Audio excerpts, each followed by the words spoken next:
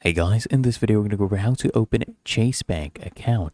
First thing I want you to do is go to the Chase website on your phone or your PC. You can go ahead and open up the Chase app as well.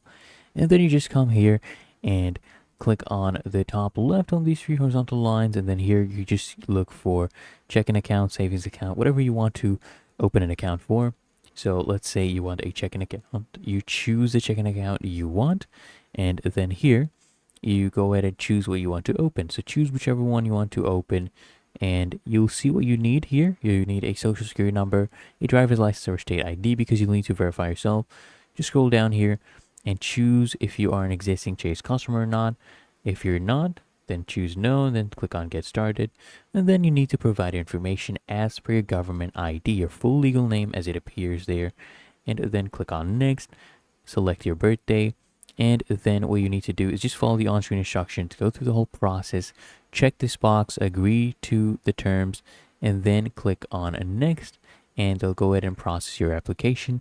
Really that easy. If you found this video helpful, make sure you smash that like button and subscribe to the channel. It really helps me out.